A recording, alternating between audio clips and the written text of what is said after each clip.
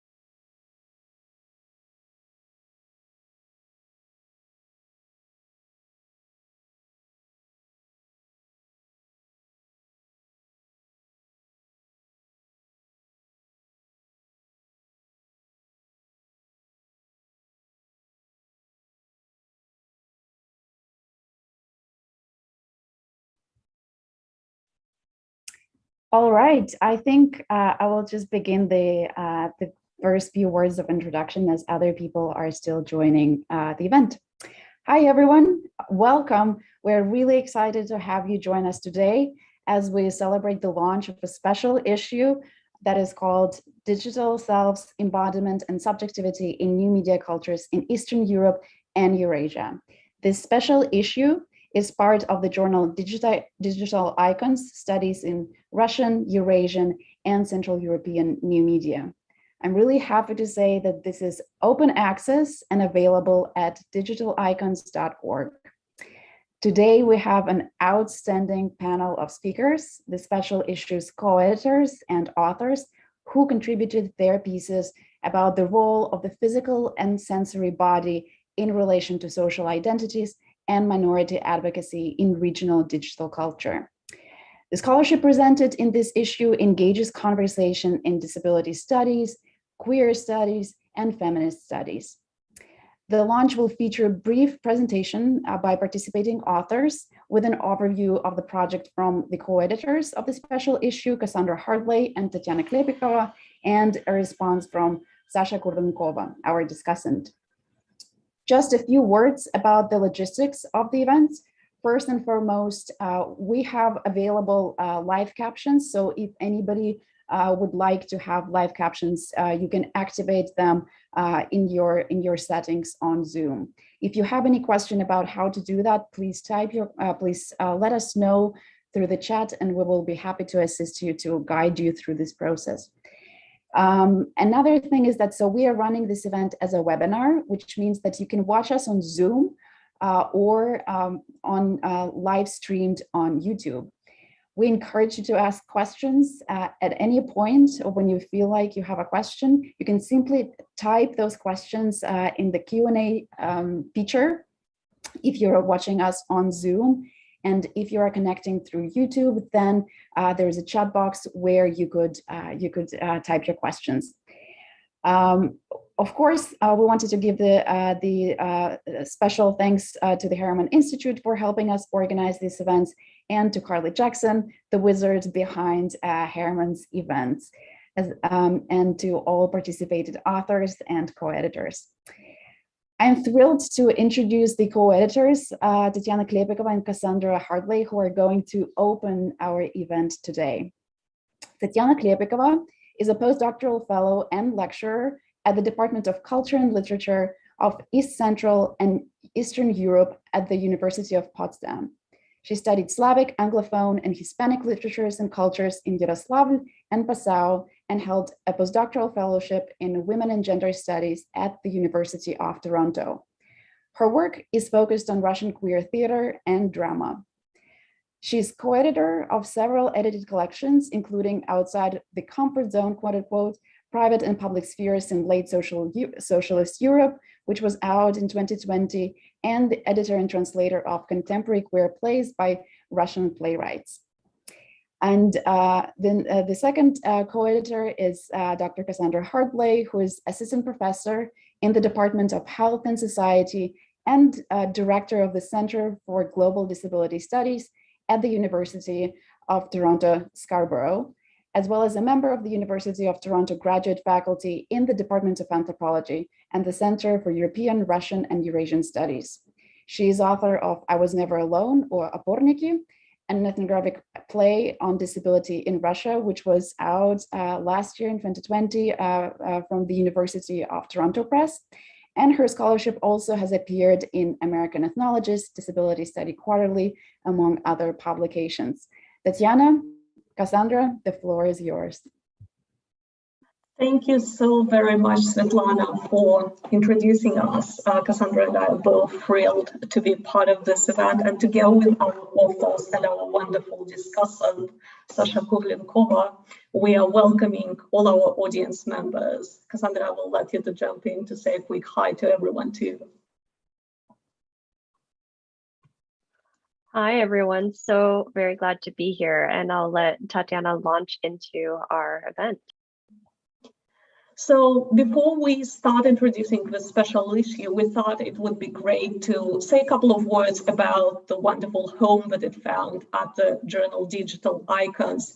As Svetlana already mentioned, it is an open access journal, and it was founded in the early 2010s to cover the need in a scholarly forum that will reflect on the growing and evolving internet practices and discourses in Russia and Eastern Europe.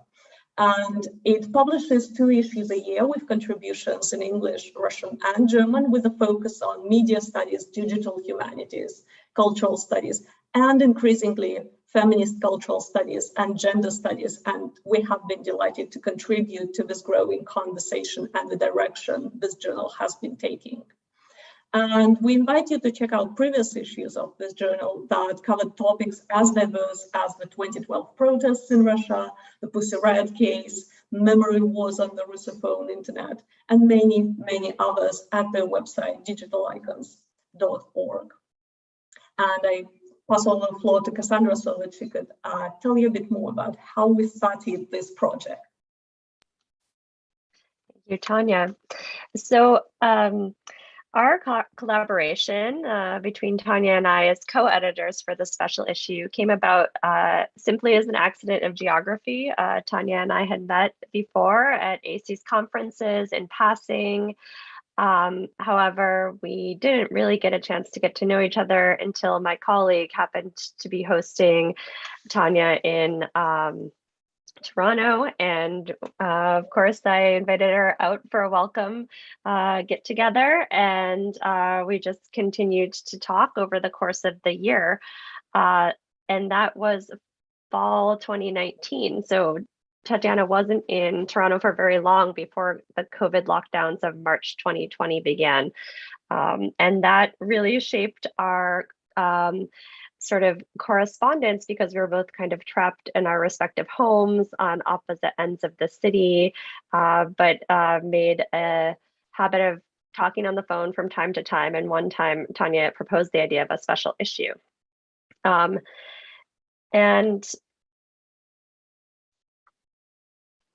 in many ways, that kind of birthplace moment continued to shape the way that the issue unfolded, because we continued with the production of this special issue during the course of the pandemic. And that sort of moment of all of us taking so much of our lives online and our lived embodiment shifting into that form was both part of the impetus for the journal getting excited about this project.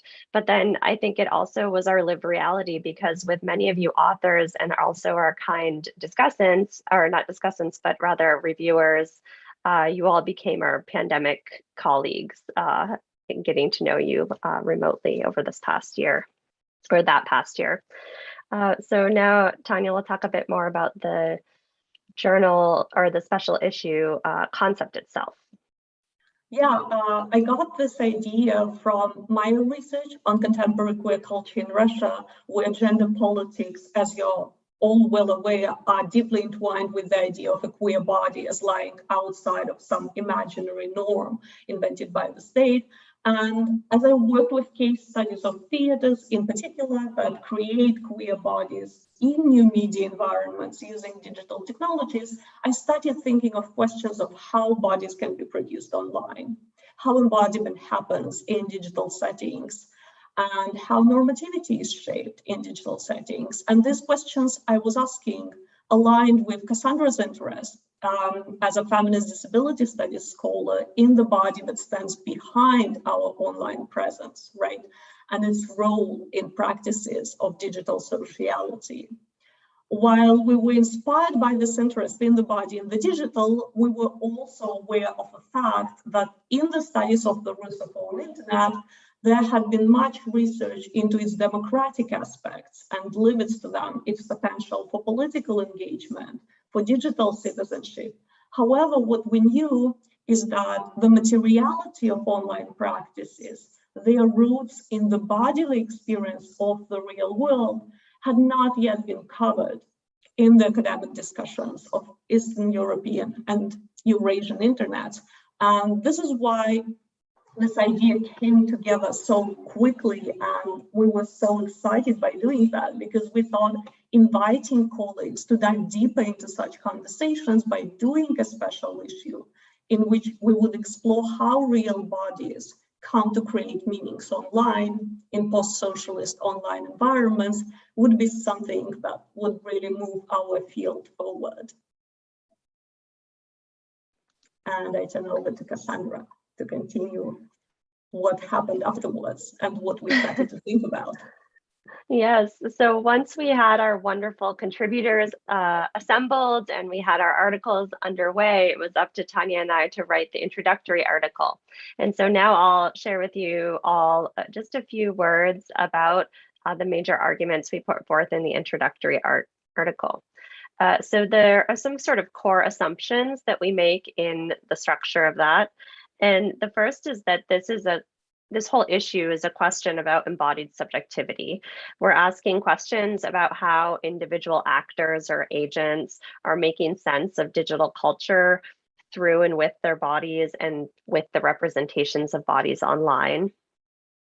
And that's the first assumption. And the second assumption is that when we talk about the digital, we're not talking about a distinct sphere that is somehow unreal and opposed to a quote unquote real material world, but rather we assume that the digital and the material are deeply intertwined, enable one another, and are both part of the real world. So digital culture includes material culture and the physicality of human embodiment. And all of that helps us to situate our agentive selves in navigating digital platforms. Right, and then there always comes the question of what is so particular about Eastern Europe, right? What is so particular about Russia that we haven't heard before? And we thought and argued in our introduction that the particularity of practices of Eastern European digital selves lies in the fact that they enact themselves out of post-socialist and post-colonial environments, which are very particular kinds of settings with all their idiosyncratic material settings and long histories of racialization, ableism, sanism, and heteronormativity standing behind those practices. Okay, so we'll now just briefly give you all a few of the big ideas that we came to in writing this introduction, and then we'll get to the individual articles. So first, we use this word Bodymind, written as one word, which is also in the title of the special issue. And this is a word coined by feminist disability studies scholars Sammy Shulk and Margaret Price, respectively. And the term is written this way as a way to assert affinity with the critique of the Cartesian body-mind divide. And in the introduction, we talk at length about the implications of this for feminist philosophies of the self and the implications that then has and how we think about digital selves. Yes, and in thinking about how digital post-socialist selves move through network digital landscapes, we theorize a departure from the notion of a digital public sphere as some kind of democratic arena in a spatial sense. we opt instead for a more flexible notion of audiences interpolated through texts, drawing on Michael Warner's notion of publics and counterpublics, with which you may be familiar. In doing so, we suggest that the capacity for digital activism offers yet another nail in the coffin of the feminist critique of public and private spheres, a topic that we examine at length in the essay.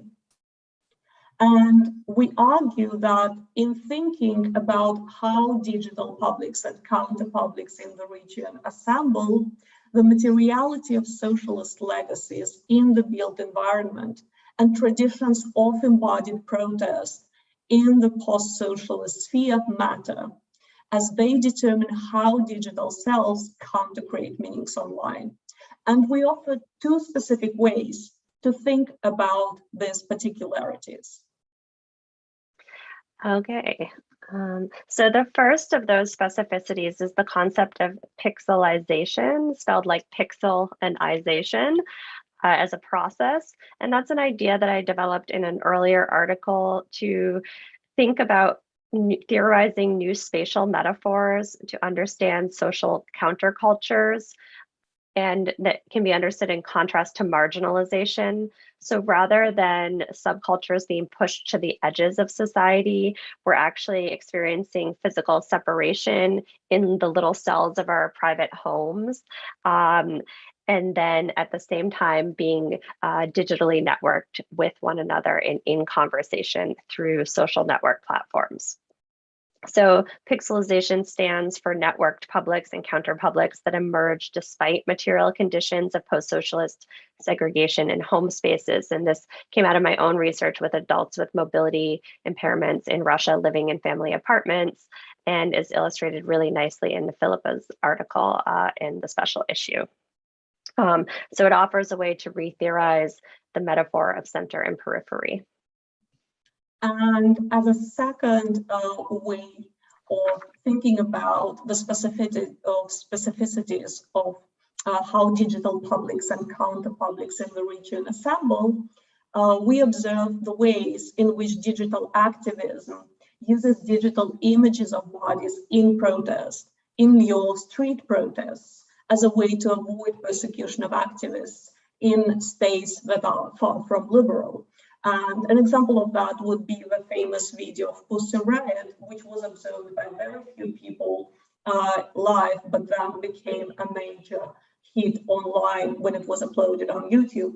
And we review a number of such examples from the special issue and popular culture, and argue that these mimetic activism performances, and this is the term we suggest, embrace hashtag activism, thinking here with Bonilla and Rosa, to capture counterpublics and mobilize political and social effect.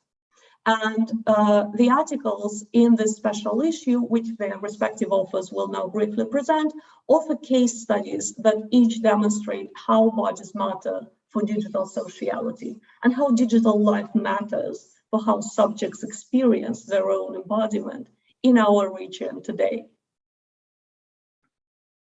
So with that, we will gladly pass the floor over to each of our article authors in turn so that they can dive deeper into their varied ways of thinking about the body online in Eastern Europe and Eurasia.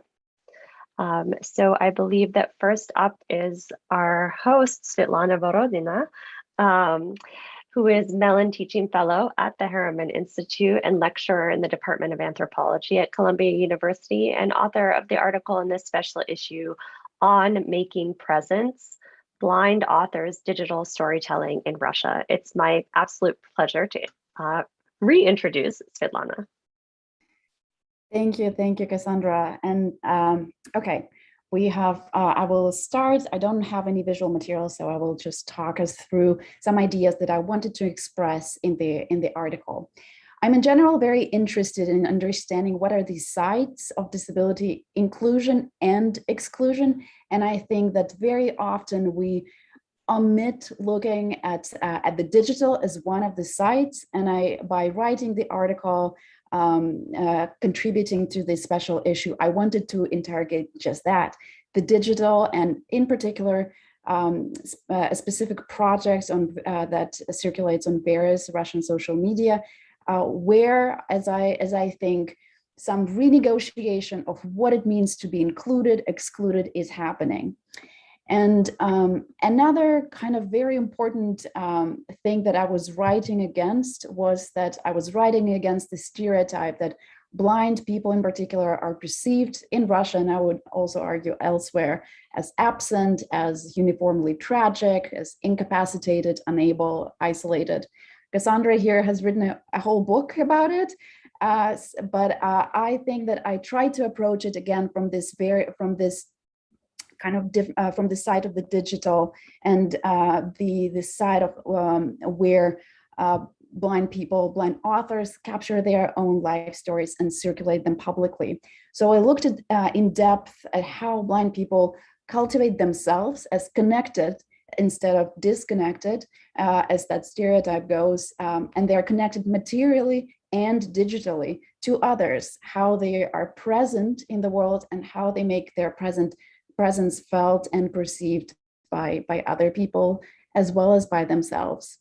And so what I did, I read blind authors' stories that captured their life experiences, documented their thoughts, feelings, injuries, victories, pleasures, moments of boredom. And these were the stories that were disseminated through the project called in Russian "Typichny nezrячий," or in English that would be "the typical blind." And so where blind authors' stories are published weekly, and every reader is free to engage in whichever fashion they see fit. They could read the texts, they could comment, they could, and they actually do connect to the authors privately.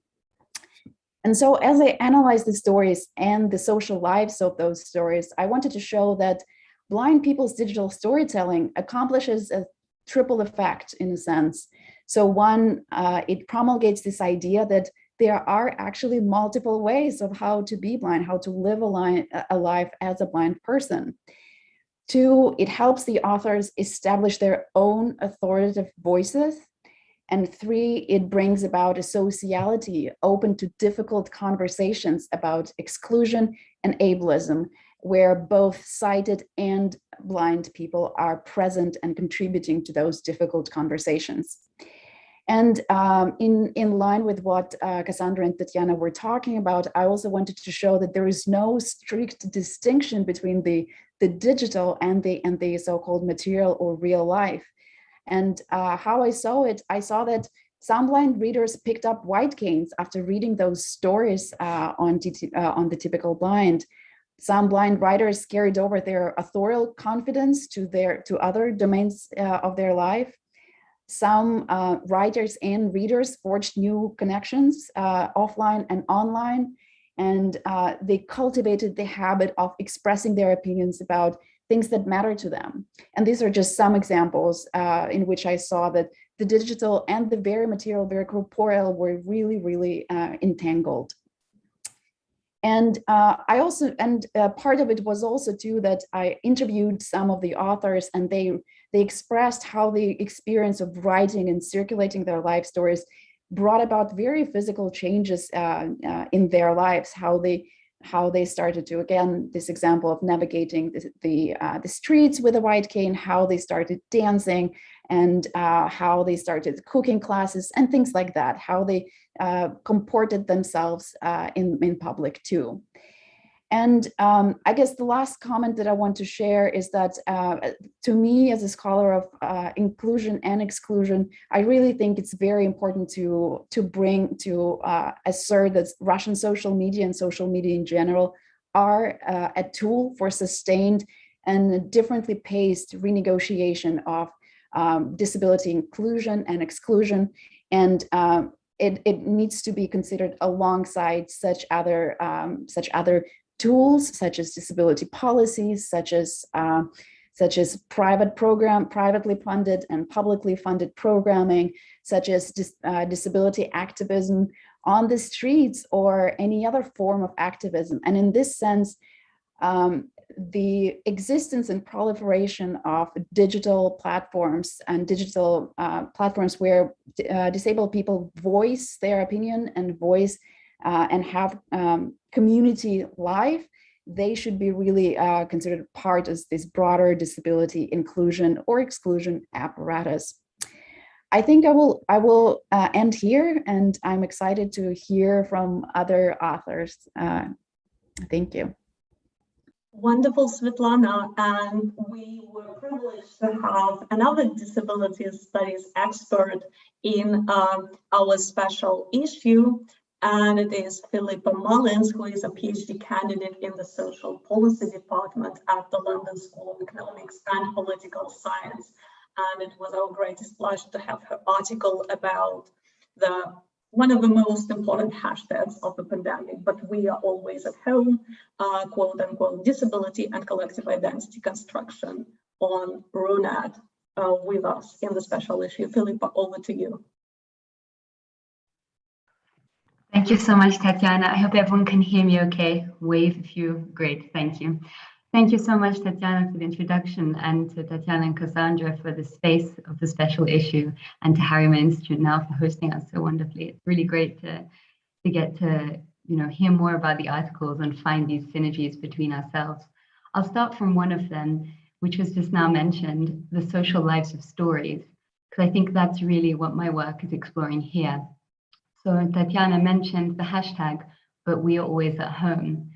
So my work is analyzing this Russian disability activism hashtag that happened across 3 kind of main social media supports. And it looks at how disabled people and their family members step into digital space to transform experiences of exclusion, of always being at home, into actually experiences of solidarity and things that they can build collective identity around. So I make kind of 2 arguments around what the hashtag is doing. The first one is that it's building collective identity. And the second one is that it is using that collective identity and the claims of equal dignity that make to kind of drive claim making around what changes they want to see in their world. And I'll be very brief, but I think what I want the main takeaway from this article to be actually goes beyond this one single hashtag. And I'll go back to how I started writing this article. It was fairly early on in the pandemic, and looking at kind of disability Twitter, disability social media, I started seeing numerous tweets, not only in Russian, also in English, also in French, also in other languages, saying, I was refused this adjustment. And now suddenly, it's being made.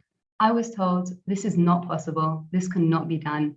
And suddenly, wow, look, it's possible. And so what do I want you to do? What do I want you to ask after reading my article? I want you to ask, can we be doing this differently? How can we ensure access? And how can we ensure access not as something that comes after the fact, but how we can build, how can we build it, as we go forward? How can we put in the work to ensure this? So the pandemic was in many ways a trigger which called attention to inequity. And we saw that in the differing experiences of the pandemic, in the differential effects in different populations and groups and identifiers. But we also saw that in how these access measures were suddenly put into place when they'd previously been rejected as impossible. So I think my final main takeaway that I'll just end talking about now is that I want to urge everyone to consider these questions of access as standard, as we build, not afterwards. Because this hashtag is all about a response to what happens when we don't do that. And it's a very powerful response of stepping in and questioning the construction of exclusion and taking agency over that in order to build collective identity and so on, and to drive claim making. But this is also something that turns to us and to a wider population to say, why are we making people do the labor? Why are we making those claims happen after the fact? And how can we be more reflective around our own practices to ensure accessibility before we go? So that's all for me, and just big thanks again for this event and for the special issue.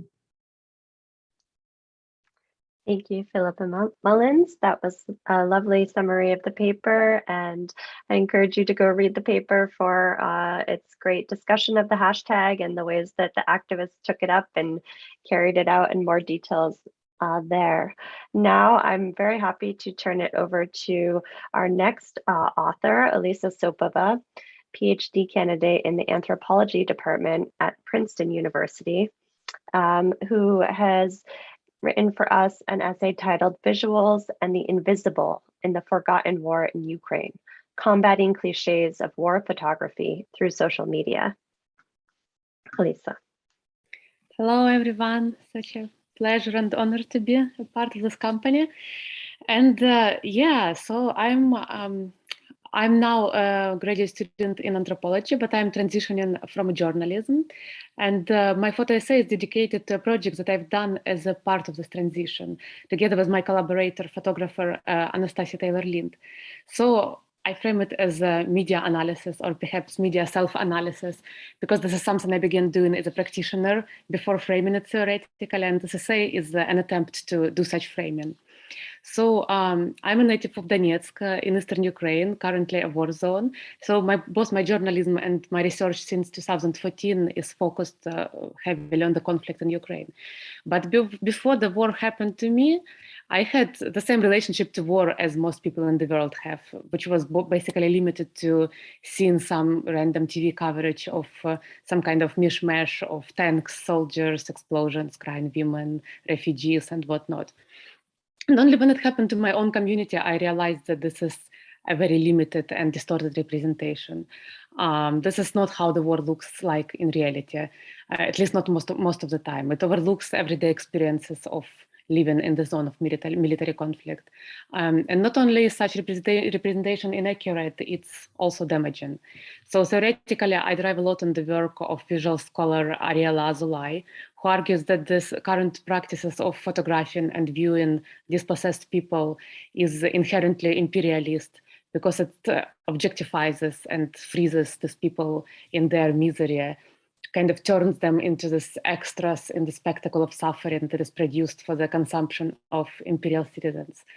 And indeed, when we see this conventional coverage of refugee waves or of those Afghan peoples running after American airplanes, we may feel some sympathy or pity or perhaps some kind of morbid fascination, but we don't really perceive them as equal to us or having similar lives to the lives we know.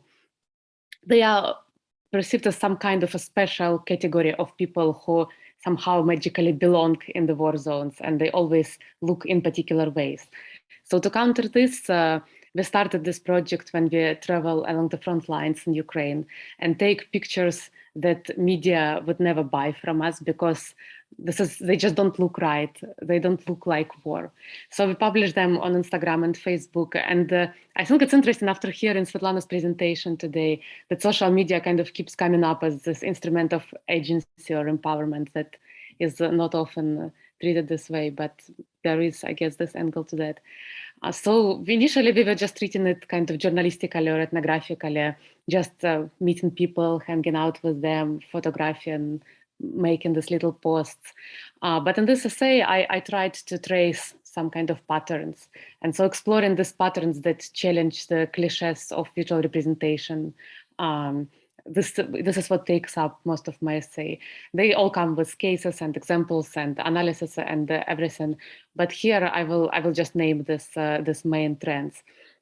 So first one is that war zone does not have to look like war zone. It's not always ruins and tanks and shooting. It's often it looks quite normal, and all these normal scenes are usually excluded because they don't look right. Second is that people in the war zone do not suffer at all times. The war in Ukraine lasts already almost 8 years, and of course people who live there, they're not suffering all the time. They celebrate, they enjoy life, they do all kinds of things that we do, but they are very well aware that they're expected to be portrayed as suffering, and people often even hesitate to be photographed while having fun because they think that they will be treated as immoral. So this is kind of cliche that even gets this feedback. Civilians are not always passive and dependent kind of recipients of aid. They are often very agentical, and they really try heavily to contribute to give you a fruit from their garden to feed you, to offer you something they can offer because they don't want to lose dignity. Another one is that men can also be civilians. We were surprised how many men we have on our photographs and how few men usually are portrayed as civilians. And this is there is a whole scholarship on how it is damaging that civilians are equated with women and children, and it creates a whole range of problems of civilian men who are unprotected or women who are deprived of agency to fight if they want to become fighters. And finally, that people who look urban and Western and kind of like we look can also be victims of war. So I chose to not go for slideshow because I somehow perceived that it would be too cumbersome for 5 minutes. I don't know, maybe I was wrong. But for lack of visual component, I can offer myself as an illustration of this last point, because I'm totally a victim of war. I had my house artillery shelled. I had to flee for my life, and whatever box of war victimhood you want to check. And yet you would probably agree that I don't look that way. And if you pause to ask what this way is, and how do we expect a victim of war to look or behave like, this will be precisely the problem I'm trying to address in this essay. So thank you very much. I will post, I will just leave in the chat a link to my Instagram page, which is completely devoted to this project that I'm writing about. Thank you. Thank you, Alisa. This was Alisa Sopova, and I can't encourage you more to go to the page of the special issue on digitalicons.org to check out those amazing photographs by Anastasia Deverlind. And the next author that we would like to present to you is Anya Shatilova, who is a PhD candidate in the ethnomusicology program at Wesleyan University, with her amazing essay about Finno-Ugric ethnic minorities in Russia, which is called Listening to Ethnic Identity Online, Digitally Mediated Finno-Ugric Music Traditions in St. Petersburg. Anya, please.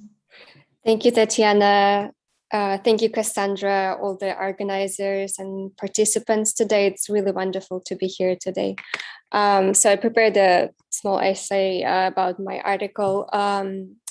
So in my article, I bring up the issues related to the ethnic identity of Finno-Ugric peoples. I'll just spell it out because it's not commonly heard. It's FINNO-UGRIC. So those people living on the territory of a present-day city of St. Petersburg.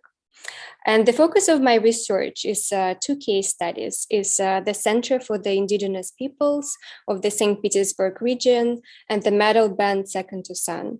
And looking closer at the digital presence, I explore how Finno-Ugric ethnic identity is manifested through music and digital auditory engagement.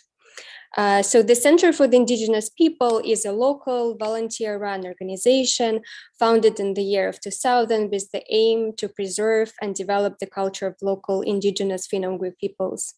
As primary platforms for its digital activities, the center utilizes its official website and the group on the Russian social media platform Vkontakte. And Second to Sun is a globally oriented self-managed band which encapsulates various Russian Finno-Ugric music traditions in metal music and makes extensive use of social networking sites and music streaming platforms as means of self-promotion and distribution of its music.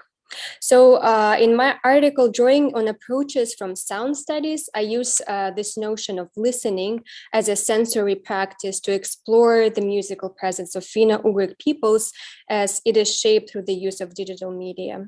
And I argue that the notion of listening is actually instrumental in understanding how Finno-Ugric self-expression and knowledge production is achieved in a digital space.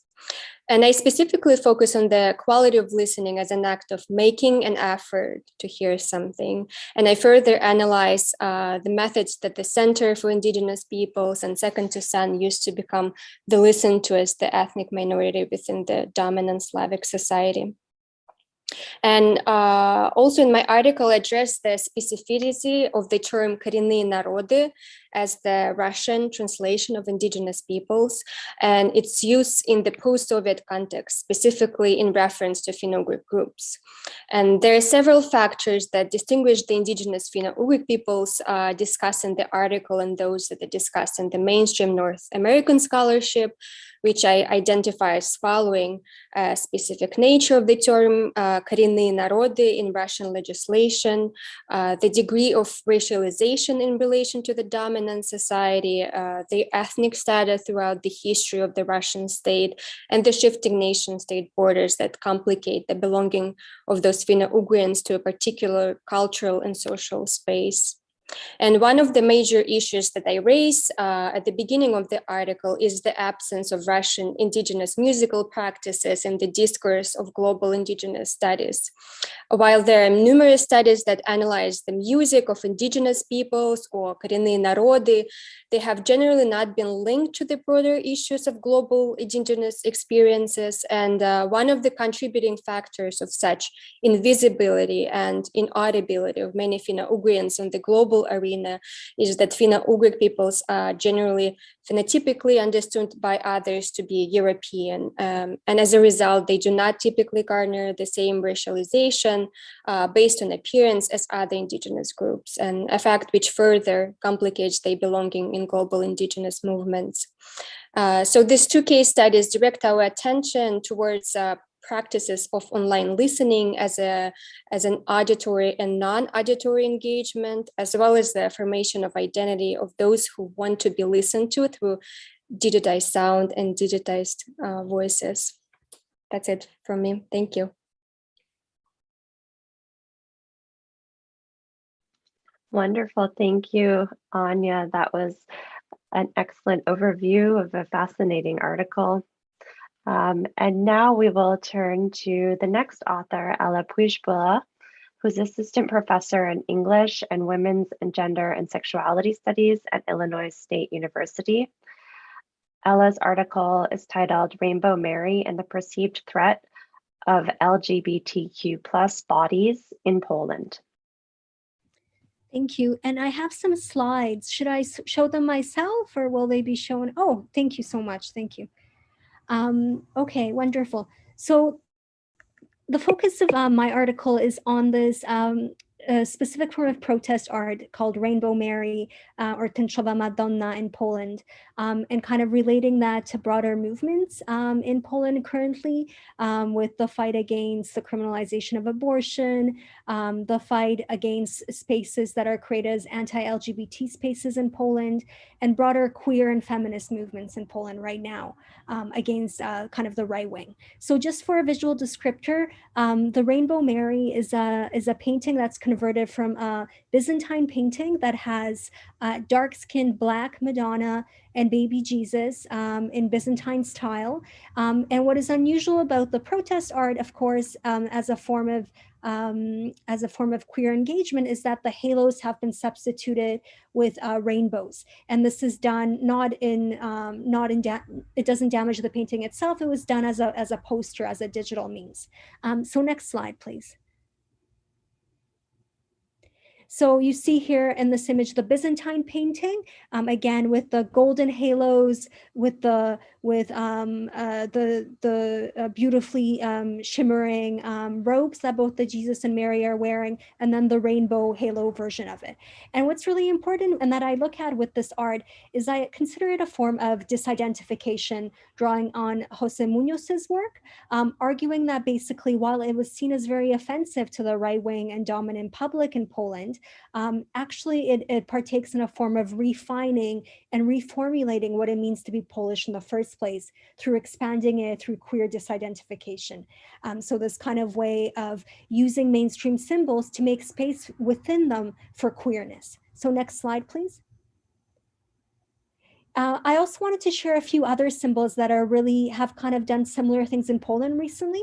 The Polska walcząca, which has been converted to Polka walcząca, and just to describe it visually, the original flag or the original symbol is from from efforts during the World War for Polish independence. And it's basically a P with an anchor at the bottom. And the remaking of that symbol has been into a P with a chest and breasts at the bottom. And this has been another symbol that's been seen as offensive and has been taken to court, as Elżbieta Podleśna's Rainbow Mary symbol has as well.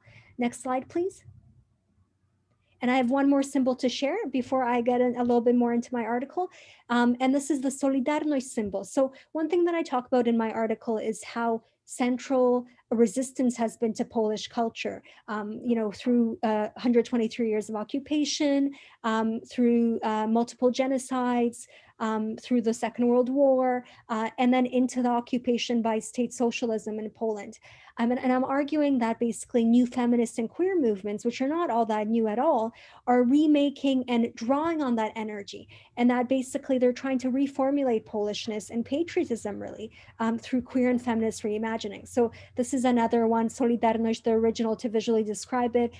It is basically it's in red font, kind of handwritten with a Polish flag, and it's been remade as wypierdalać, basically fuck off. And that this has been seen as very offensive as well. And this has been used to as a way to challenge the criminalization of abortion.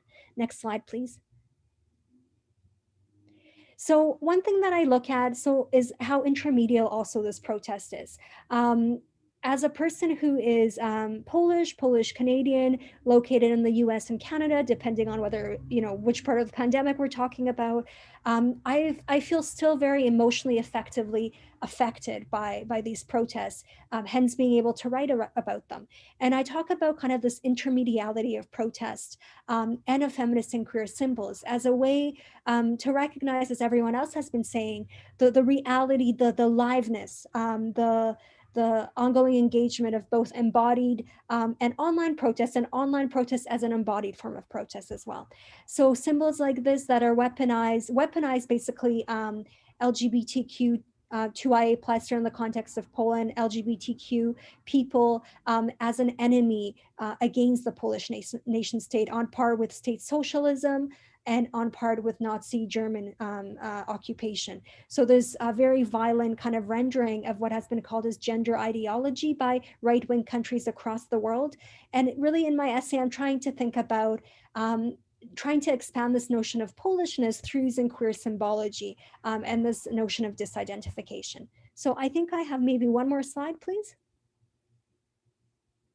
Oh, actually, I didn't, sorry, if you could go back, please. I didn't describe it. I'm just going to describe it really quickly. So it's from, actually today, it's one of the, it's the 70th anniversary of the Warsaw Uprising, which is one of the events, including Independence Day, which is of Poland, which is happening actually today, the 11th of November. And this has been one of these events that, of course, has a radically political history of uprising, of fighting for justice, but which has been weaponized by right-wing parties in Poland towards actually doing the opposite and towards excluding people from the national frame. And this, so in this image, you see a group of mostly white men marching as part of the Warsaw Uprising, and they're holding a banner with 3 symbols crossed out. The first being the sickle and hammer, representing state socialism, the second, the Nazi swastika, and the third, the rainbow flag representing LGBTQ communities and populations. And they're all being crossed out, suggesting that they're all equal enemies of the state. Next slide, please. So just to wrap up here and be respectful of everyone's time, what's really fascinating with Elżbieta Podleśna's artwork and protest art and the work of her allies and many other people doing this work in Poland as well, is that not all of them are actually against the nation state, but yet they're not doing homo nationalism either. They're actually trying to do really dynamic reimaginings of what it means to be queer in Poland. And one of the ways to do that is through toggling religiosity, so in this case, Catholicism, or of some secular version of Catholicism, along with these kind of commitments to queer justice. So here I have an image of Elżbieta Podleśna hand-drawn with that rainbow flag behind her, and 2 other activists holding images of her art which say "Free Ella," and she writes here, "I still wonder how the rainbow, a symbol of diversity and tolerance, offends these feelings. I cannot understand it, especially since I am a believer." So again, with this piece, I'm trying to get at all these different kind of tangles of how the right wing weaponizes queerness, and how queerness in Poland by Polish people, but as well as diasporically, and as well as through intermedial means, refuses to be weaponized. How folks are not having this, and how they're really strongly fighting back, drawing on a very distinct Polish tradition of protest that is passed on generation to generation. And I think that is all. I think there's one more slide just saying thank you. Yes, and there's images of 2 of my books on the politics of ugliness and asexual erotics. Thank you. This was wonderful, Ella. This was Ella Przybylło with her article about LGBTQ Tęczowa Madonna from Poland. And we move on to continue our conversation about LGBTQ politics and agencies in our region with a contribution by Clinton Glenn, who is a PhD candidate in communication studies at McGill University, and whose essay for our special issue is titled "Yeah, Gay, I Am Gay, Russian Coming Out Video Narratives on YouTube." Clinton, over to you. Thank you. And can you put up my slides, please? Okay, great. This is one of the later ones. So if you can go to the first one, please. Yes, perfect. Okay, so good afternoon or good evening, everyone, depending on where you are. And thank you for having me. And thank you to Cassandra and Tatiana and the Harriman Institute for putting this panel together. The project that I will very briefly describe, that is in my article in Digital Icons, discusses LGBT coming out videos produced in Russia. So the main research question that I approached for this project, that I used as an approach for this project, is how do Russian LGBT YouTubers use the genre of coming out videos to reflect their own social reality, both on and offline? And this project consists of 2 parts. So the first part uses data scraping and data and video analysis to determine what sorts of videos exist. And I've been hand coding them based on different characteristics, including intended audience, identity labels that they use, how LGBT identity is portrayed as either positive, neutral, or negative, and if they position themselves as activists, amongst other characteristics. And so this slide is just a very sort of illustrative example of a search that I did, and it shows some of the videos that came up. The second part of this project features narrative and visual analyses of each of these videos' contents. And as I mentioned in the article, I have 167 videos, so this is very much a work in progress. And I will very briefly describe at the end of this short presentation the case study that forms the latter half of my article. So what is a coming out video? The genre of video confession, this genre of video confessionals features the YouTuber either addressing the audience or a friend or a family member, and the friend or the family member can either be on or off camera, and coming out as lesbian, gay, bisexual, transgender, or another sexual or gender identity.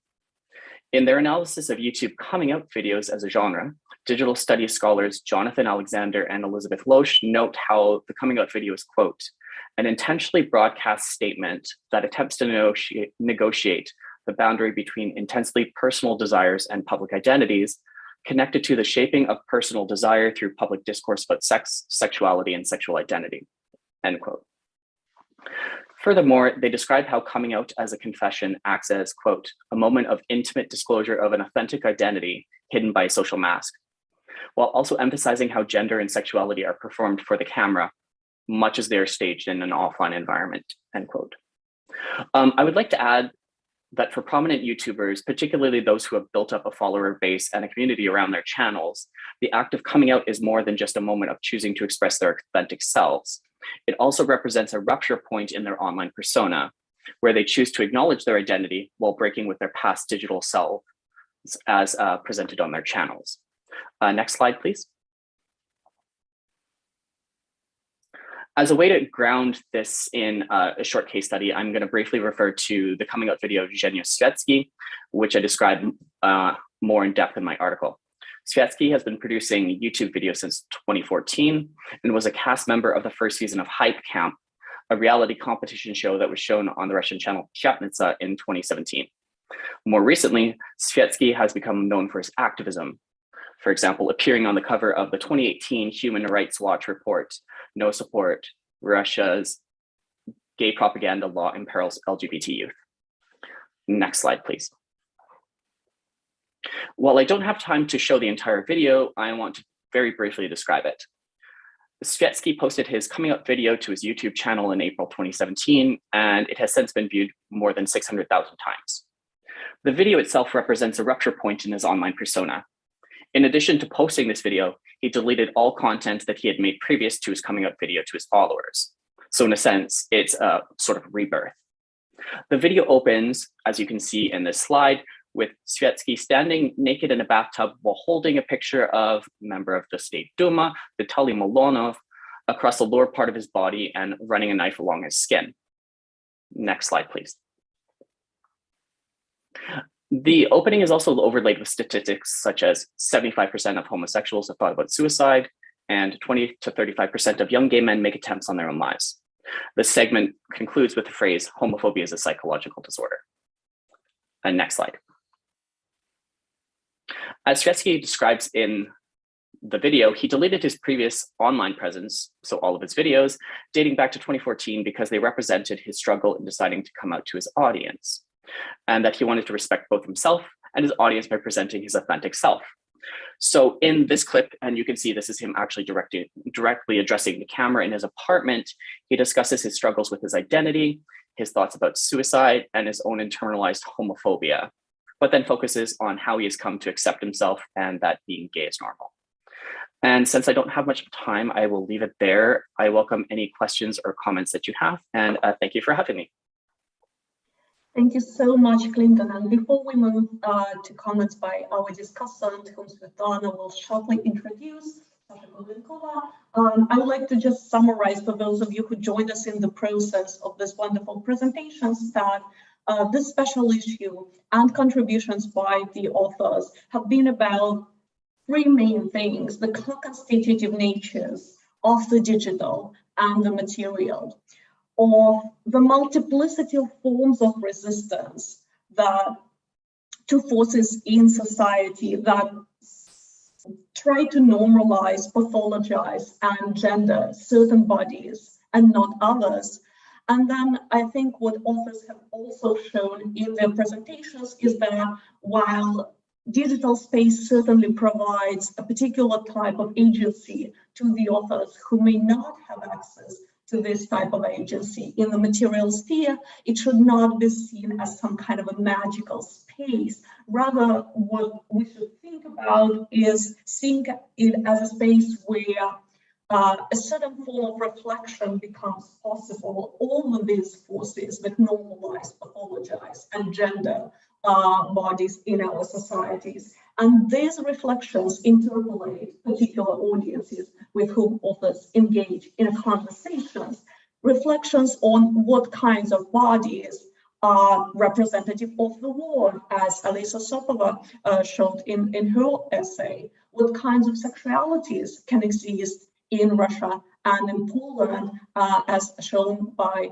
Ella Pshibulo and by Clinton Glenn. What kinds of cultures have the right to survive within the dominant culture, as Anna Shatilova shows in her contribution on female Greek minorities in Russia, and what kinds of bodies can be included or excluded from the society, as Philipa Mullins and Svetlana Vorodina show in their articles. And Cassandra's and my contribution, which is the introduction and the editorial, they draw theoretical reflections on all these conversations. And with that, I pass the floor to Svetlana so that she can introduce our amazing discussant. Thank you so much, Tatiana, and thanks for all these presentations. It's fantastic to hear about the work that everybody has done on this special issue. And I now, as a brief reminder, I want to mention that please do post your questions to everyone or somebody specific, you can do that on Zoom. If you type your question into the Q&A box, and if you are watching on YouTube, there is a chat. And if you just type your question there, we will pose your question to whoever you want to pose it to. All right, so now I'm really thrilled to introduce Sasha Kurlenkova as our discussant today.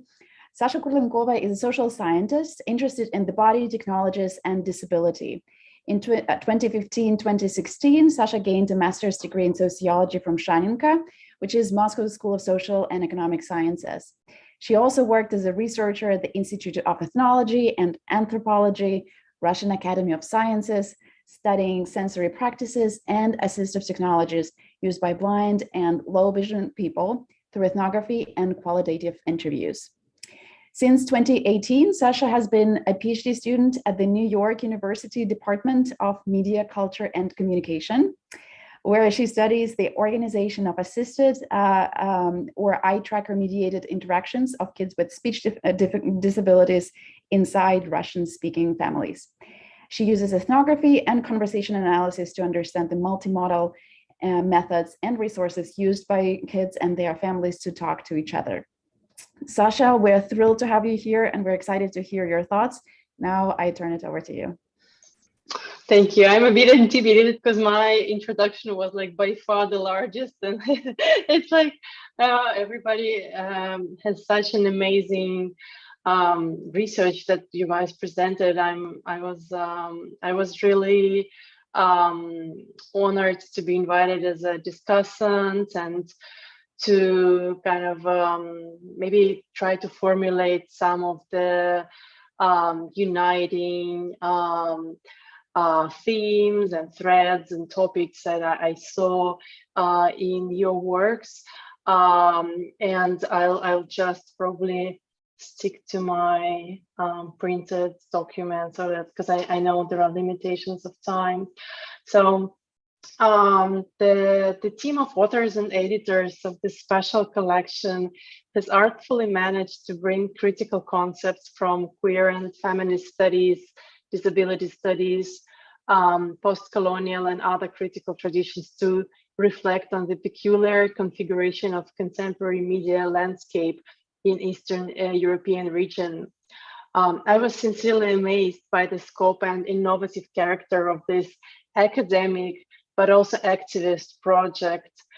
Although each individual text piece is obviously worth of in-depth reading and analysis, because of time limitations of this panel, I decided to focus my attention in this commentary on just several articles that I relate to mostly due to my own academic positionality as a disability scholar with interest in feminist problematics. I apologize in advance to the authors that I won't be able to give as much attention to, because they definitely are worth a lot of attention. I think that a great value of this issue consists in the fact that the editors and some of the authors seriously engaged with the concepts and ideas from disability studies and queer and feminist studies, which when put together have an enormous subversive potential to the dominant cultural understandings of public and private, of the role of media and the digital in circulating ideas and building collectivities. The classic theorists of public sphere, such as Jürgen Habermas or Hannah Arendt, have thought of public as a space where free, educated, rational, and rather disembodied individuals come together, bracketing their class, status, gender, and health disparities to deliberate on matters of common concern. While home, the mundane, the everyday, the domestic environments have been conceptualized as those uninteresting, shadowy zones, the zones where inexpressive bodies live, such as those bodies who provide care, access, and affect work. engaged in relational, irrational, emotional, and other types of unprivileged in modernity labor. As the editors eloquently pointed out in the introductory chapter, the notions of public and private in the Russophone region have different and peculiar semantics. So public has been associated in this region with a formulaic discourse, void of meaning, as Alexei Yurchak said, as praising the state's of public officials' achievement and reporting on successes of nationalist economic, ideological, and other projects. In private, on the other hand, people could be authentic, speaking their minds, however fleetingly and inconsequentially. The middle ground is constituted by Soviet-time kitchen table conversations, a hybrid of public and private, where people can get together and speak freely, although with a rather limited participation and further action opportunities. So the present volume works hard to bring together and reflect on the media and art initiatives that complicate this binary or tripartite divisions. The attention that we see given by some authors to everyday routines and mundane lifestyles of people of choices related to traditionally unremarkable details of their private existences, be that lives of people with disabilities, LGBTQ plus individuals, or citizens living in the war zones, are given the central place in the media forms analyzing this collection. And they turn out to have the most revolutionary potential in changing the dominant nationalist, heteronormative and ableist understanding of what constitutes the public domains or ways of speaking. This way, for example, Svetlana Vorodina's article shows how blind people make their public presence and overcome dominant media super creep or tragic narratives through storytelling in authentic ways, their mundane lives, such as their cooking rituals or ways of upbringing of children. Similarly, the public-private binary shatters when we understand the subversive potential of coming out video narratives analyzed by Clinton Glenn, who discusses how gay people in Russia present their deeply intimate and relational stories on air in front of thousands of YouTube consumers. Another way to oppose this binary is put forward by Philipa Mullins, who uses Cassandra Hartblay's notion of pixelization to analyze how disabled people and their relatives react to and creatively transform the hashtag "and we are always home." Sharing the stories of their private existences, both aligning with the hashtag and telling about their technological and lifestyle hacks, and by distancing from it through the substantial critique of the inaccessible material environments, which will not end with the end of the quarantine. These people make public statements through exposing what has been traditionally considered insignificant details of their embodied ways of being in the world. All of these ways of storytelling oppose the post-Soviet legacies of associating public with heroic, formal, masculine, heteronormative, able-bodied, and achievement-oriented types of discourses. Telling everyday stories, including those about sexuality, domestic labor, about living one's lives in pixelated spaces of family homes, is an act of resistance, an act of subverting the dominant media circulated stereotypes about people bearing stigmatized identities in the Russophone context and elsewhere. Discussing publicly such private things as having sexual and familial relationships, cleaning rituals becomes acts of non-compliance, of making presence in the context where these kinds of non-normative body, mind, and behaviors are marginalized and even outlawed. The everyday becomes a way of this negatively marked subjects, cultural subjects, to enter the common world in Hannah Arendt's terms. And just the very last note that I wanted to add is that just building on an argument articulated in the concluding paragraphs of the introduction, I think that in the future iterations of this issue or a similar project, it would be really interesting also to include and analyze how the state propaganda works in Russophone settings. So here we deal with a very peculiar collection of mostly progressive types of projects. So I think thinking about how the state apparatus, propaganda apparatuses work, and how common people through consuming certain types of media take on the language of like spiritual values of the Russian people, or get a particular sense of Russian history and mentality as being conservative and traditional, and erasing traces of queer and disabled intellectuals from Russian history books and the public rhetoric, would be a really a complementary project to what you've been achieving with this special issue. So thanks for giving me the floor, and I'm very thankful and honored to be among this group of people. Thank you so much, Sasha. This was great.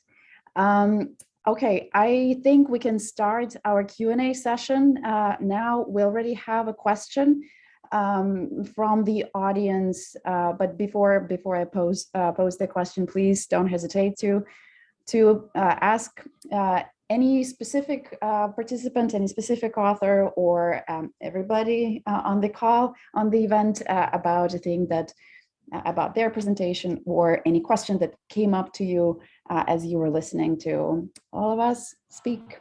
All right, so the first question that we have from an anonymous attendee is, what parallels and differences are there between ethnic versus gender/sexual minorities and the ways they reclaim, quote, a national, unquote, identity in Poland or in general?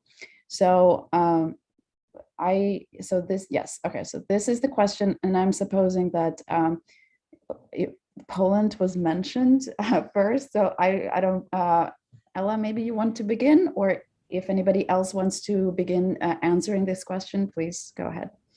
Sure. Svetlana, could you read it just one more time, please? Yes. What parallels and differences are there between ethnic and gender/sexual minorities and the ways they reclaim national, quote unquote, identity? Yeah, it's a difficult question to answer, because so much of the scholarship in the US context specifically refuses, and valuably so, parallels for a more intersectional model. In the context of Poland, of course, there is ethnicity and racialization. It just operates differently. But it's hard for me to get a good sense of like how racialization and ethnicity intersect with queer activism in Poland. I haven't seen a lot of work on this, and I'm also not grounded in Poland, so it's hard for me to assess this. I will say that Munoz's model that I mentioned on disidentification is based on queer of color work and performance work and disidentification there. So I am applying it kind of in a liberal way, in the sense that I'm taking for granted that queers in Poland, in their relationship to power and to the state, occupy a position where they can disidentify appropriate symbols because they are oppressed and on the margins. But of course, this doesn't really account for how they're multiply oppressed or not in relation to class and racialization. So I know I'm not answering the question, but that's all I can do for now. Thank you. Thank you. Do we have any other volunteers to answer this question?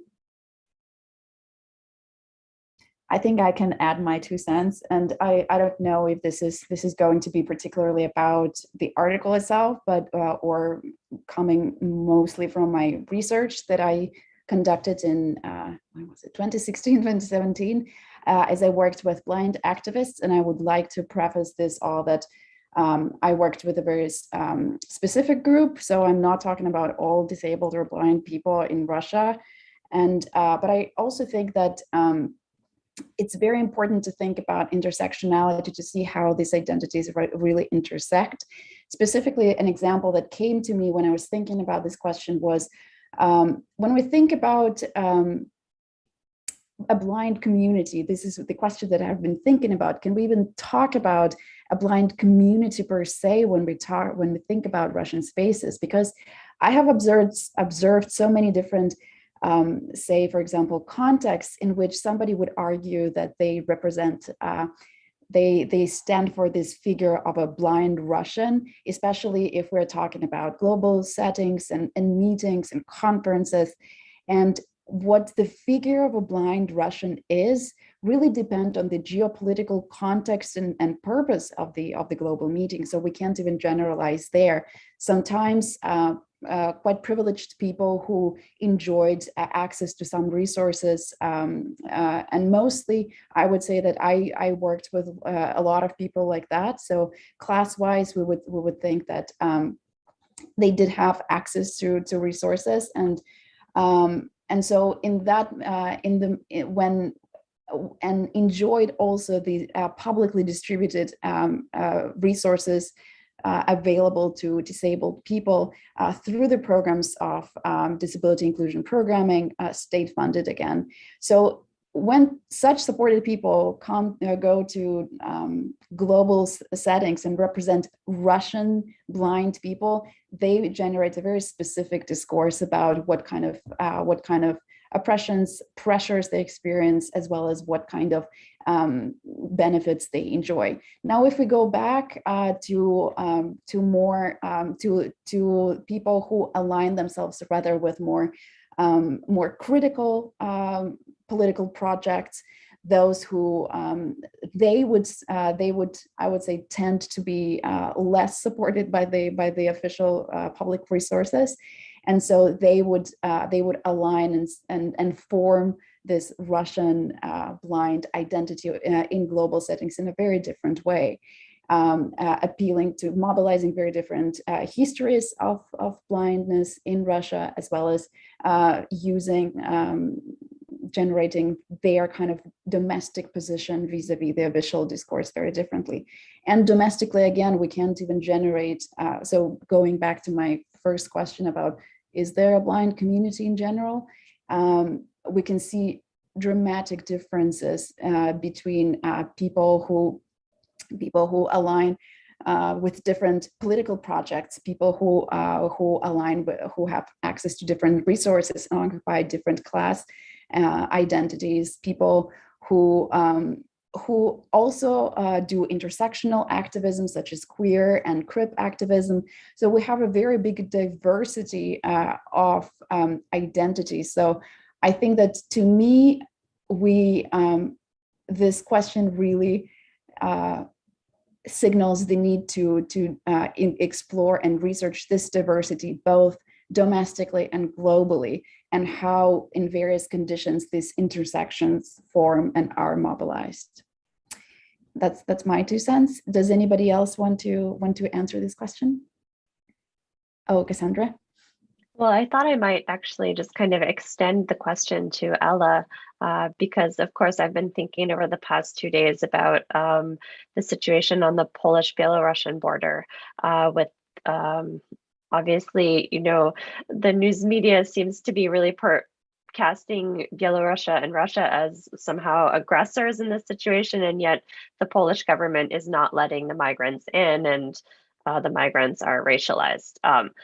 And so I'm just curious, Ella, if you want to offer some thoughts about that situation from where you sit in terms of your perspective on Poland. Well, what I can say is that a lot of the folks who are organizing and participating in queer and feminist resistance are also invested in the rights of migrants and in transforming Polishness through all those considerations. So that is actually an important point of like intersectional coalitional activism. Although a lot of it seems like it's still invested in fantasies of who the migrant is, but it's told from the perspective of wanting to challenge border imperialism and wanting to end the kind of Polishness at any and all cost, which often surfaces because of traumatic histories of occupation, but of course with horrible effects on so many populations, including migrants and queer people. So there is lots of space there, and I think it does happen for coalitional work. Thank you so much, Ella. I believe Philipa has a reflection or a question to offer. So Philipa, the floor is yours. Thanks, Svetlana. Yeah, I mean, I think actually you just started getting into something that went off in my mind when you were talking just now about intersectionality and privilege. So I have one reflection point that goes into hopefully a question to everyone. And it was about the silences and erasures of the material that we're working with. So one thing that really struck me, Clinton, when you were talking, is you showed this slide that had, I quote, "Homophobia is a psychological disorder," end quote, written on it.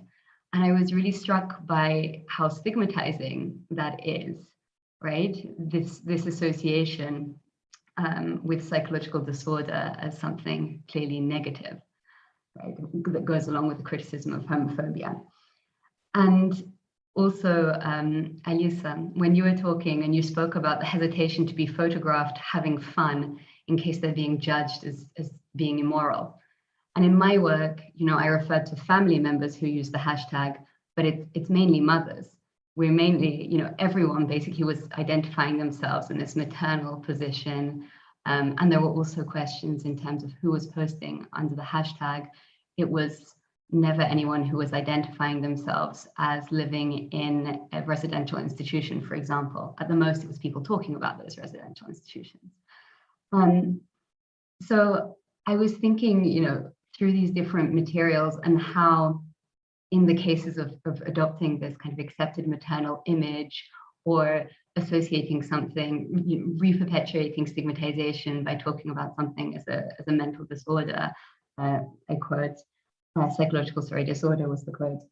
You know, how do people kind of perpetuate and reinforce certain hierarchies in their own acts of protest and claiming agency? And how does that reinforce certain norms?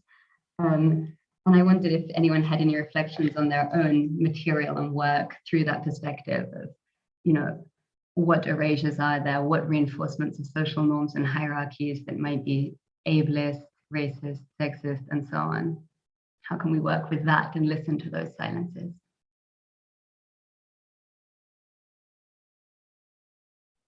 Thank you so much for the question, Philipa. Anybody wants to volunteer to be first to answer? I guess I can go first, specifically with the idea that homophobia is a psychological disorder. I think really for Swiecki, it was just like sort of reconfiguring this whole sort of conception of homosexuality as being a psychological disorder. And it's almost like reclaiming that sort of language and using it against the people that are sort of like oppressing him or oppressing other LGBT people in Russia. I really don't think it goes that much beyond that, to be completely honest. I think that we can look at it and say, yeah, you're using this sort of like language of psychiatry or like medicalization of sexuality in a way that's very problematic. But for someone who's coming out, I think that it is sort of a point of power to sort of turn the stigmatization back on the people that are doing the stigmatizing, I suppose. But the question of like silences, I think, is something that's really, really interesting. And it's something that I've thought quite a lot about in terms of my research. And I think it has to do with the idea of A, having an audience, B, having technology, and C, being able to put out these videos. Because a lot of the people that I've been following, not just on YouTube, but also on Instagram and stuff like that, they're quite young, normally in their early to mid 20s. They live in Moscow or St. Petersburg. they tend to never show anything about their working lives. And they tend to often show things that are quite glamorous. They're always out like clubbing or partying. They're spending lots of money. And for me, it's like this idea of class, like who has the ability to sort of put on this public persona on YouTube or show themselves off in this way without the same sort of material consequences that, for example, someone who might be like working class and living in like Siberia might have. And so it's this question of how much of this online persona is related to class privilege. And that's something like, I can't give an answer to it, but it's something that I'm continually thinking about and coming up against in terms of the videos that I'm studying.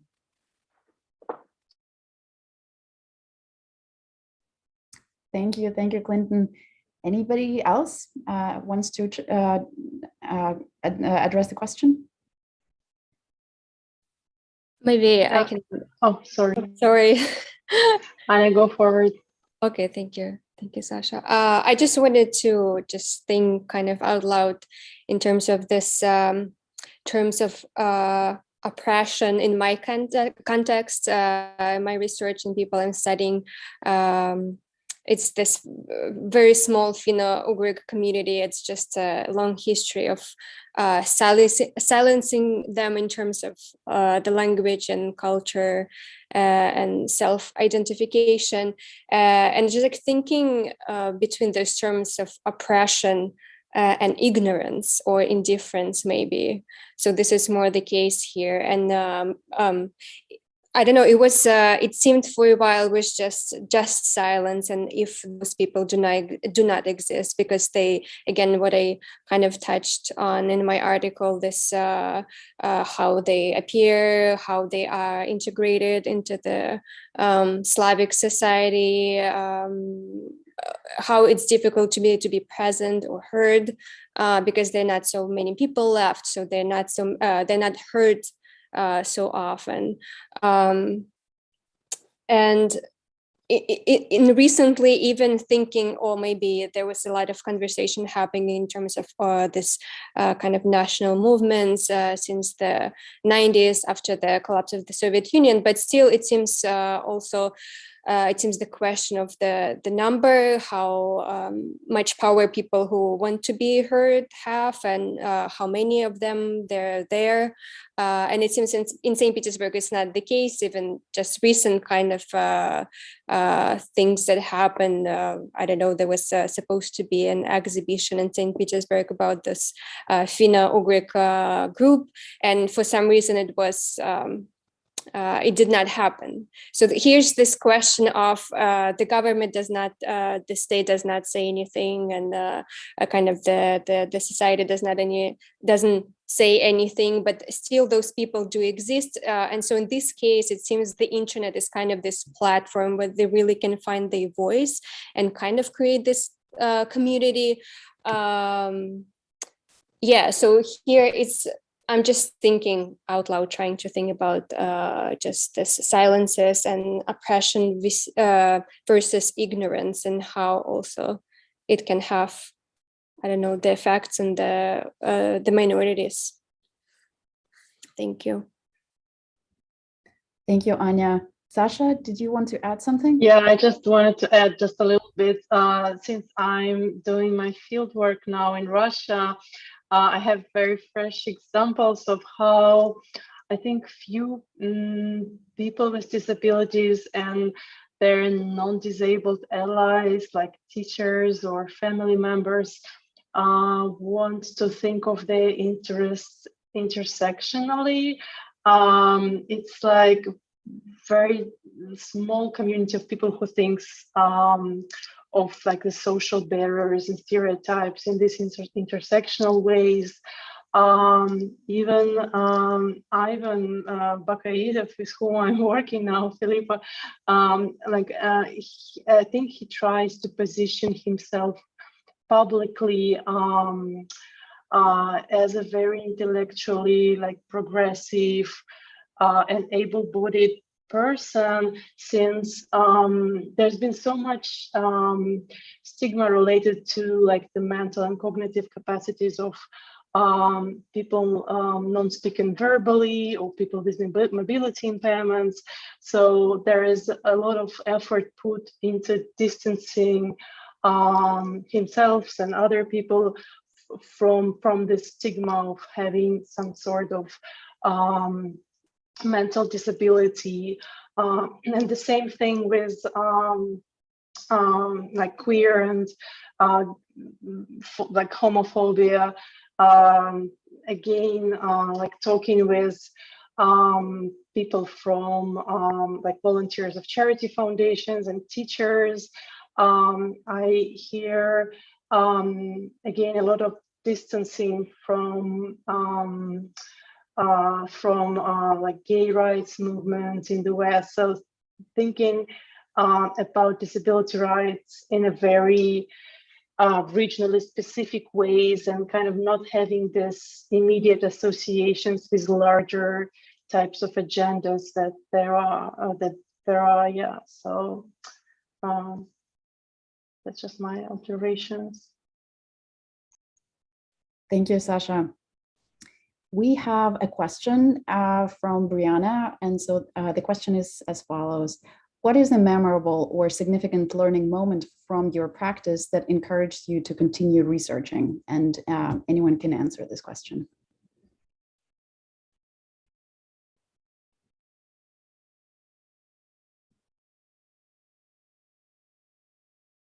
Anyone? Ella, please. Yes, sure. This is a great question. It was actually tying into a question I was going to ask as well, if we had the need for more questions. So I'll start maybe with that question. It's also related to process and research methods. I wanted to know what experiences people had and kind of what methodologies people are using for doing research on multiply marginalized groups. I read an article today by Kim Talbert, who writes on researching with rather than researching for, or doing research with rather than research for. That's motivating that question. But in response to this one, so I'm new to doing work on area studies or on CEE or Central and Eastern Europe studies, but it's something I've wanted to do for a long time. My research over the last 10 years has been on asexuality in relation to queerness, with just a little bit of work on the Polish context. So this was actually a very meaningful work for me to write, and marks sort of a starting point in shifting some of my research to also think about kind of comparative contexts, and especially Polish contexts and diasporic Polish contexts too. So for me, everything about the process was actually very personally valuable to think about how and on what terms I can be part of doing research with, thinking about the withness of myself with the movements and the activism that is happening in Poland, thinking about queerness in relation to both Polish diaspora and Polishness. All of that was very valuable to me. And also visually seeing, it feels like a little bit like starting a digital ethnography with being part of these Instagram communities and other social media communities that for a long time I had trouble locating, really. It felt like for decades I was looking for queer and feminist work out of Poland, but it was sort of hard to find. And social media did make a lot of that possible. So following a lot of these folks on Instagram makes it feel very intermediate, immediate, and also visually just so impactful when you see symbols arising that speak to the core of your own feelings and also expand them. So those are just some thoughts. Thank you. Thank you, Ella. Anybody else wants to answer the question about the learning moments from your practice that encouraged you to continue researching? I can join that because Ella studied researching with, and I was actually thinking of the examples of an example that speaks exactly to that, because when I started working with case studies of queer theater collectives who do performances, what struck me is how many assumptions I brought with me into my research, namely that we, in the Russian context in particular, you are so accustomed that everybody is sort of a specialist in their own discipline, like scholars do scholarship, artists do artistic work. workers do labor at the factories, and so on. Like, you have this sort of socialist assumptions engraved into your memory and thinking. And then I was just so enriched by talking to the artists, by reading their scholarly work, by reading their dissertations they wrote, and learned so much from them in feminist thinking, in queer thinking, that I was just, oh my God, they're like academics, artists, jacks of all trades, or Janes of all trades, right?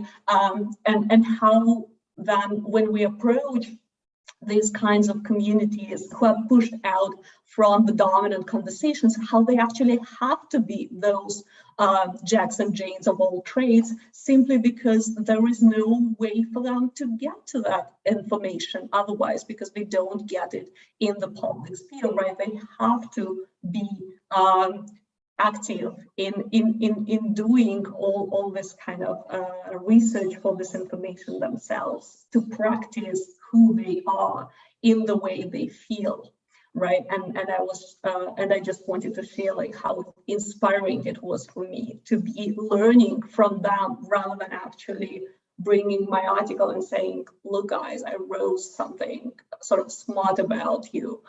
No, I learned from you and it inspired me to think about things. Thanks, Tatyana. I kind of want to build on what you said, and as well as kind of maybe steer the conversation a little bit to something different. I was thinking about the kind of the academic assumptions that I brought to my field, and that are still staying with me. And this problem for me is an eternal problem that I haven't resolved. So I'm really excited and curious to hear your thoughts about it. And the question that I have is, what is the place of the political in the place where you work, as well as in your analysis? And I'm asking this question with a little bit of a background that I want to kind of articulate now. So the question is, in my own work, nobody identified themselves as political actors, especially because of for several reasons. I work in Russia, and in Russia, the политический or political status is really policed.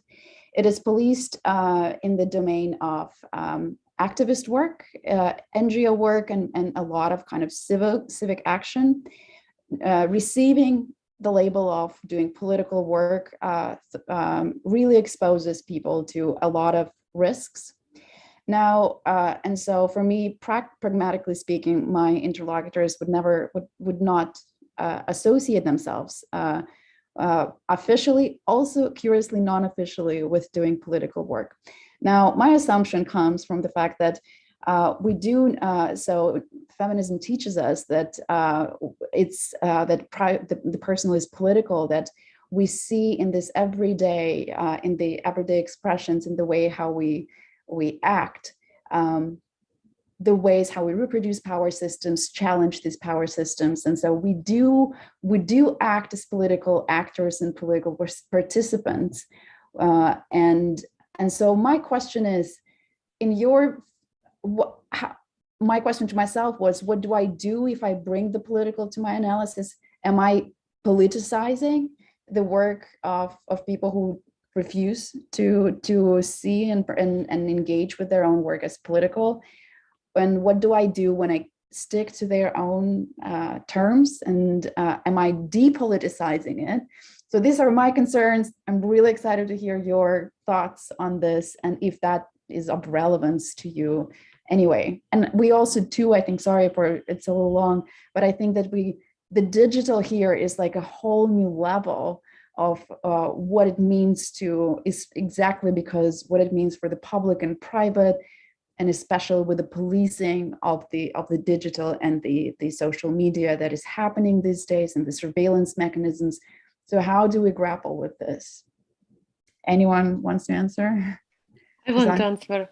Not to answer, but maybe to share your frustration, because this question of political is very relevant to me, and I've been facing it a lot as well, because But I'm seeing that in my research, there is a political, at least on two levels. And coming from journalism, I was thinking of political in terms of like at war, there is this pressure to like take sides, and you are pressured to be political in a sense, I support this side or I support that side. And then I was, before starting my program in anthropology, I did master's degree in regional studies that were kind of very political science leaning.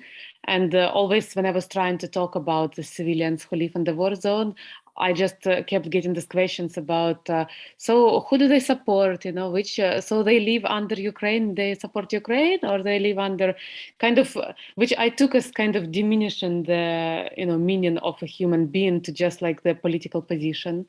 And so I was always like, trying to emphasize that my research is not political. It's not about politics. It's about everyday life of people who are apolitical.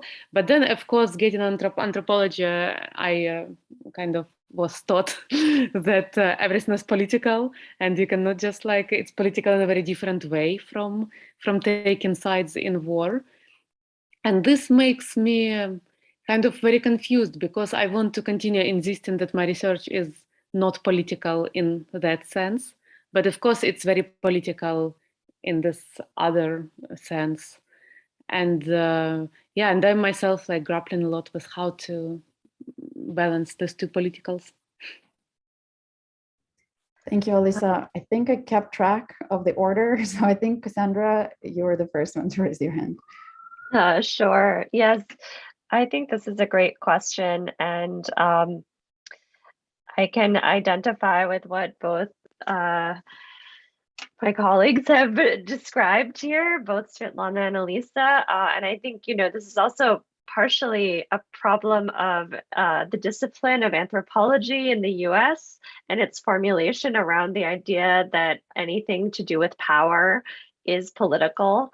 So even when we aren't engaging in geopolitics, we're still thinking about the social in a way that considers power in daily life, right? And so one thing that has actually been very helpful for me in thinking about this is Russian disability studies scholar Yelena Yerskaya-Smirnova's use of the phrase "социальная политика," social politics, because I think it helps us articulate that kind of difference between like politics proper in the sense of geopolitics and election and those kinds of things, and then the questions of a social scientist who's curious about how these struggles for subjectivity and to have agency over one's own life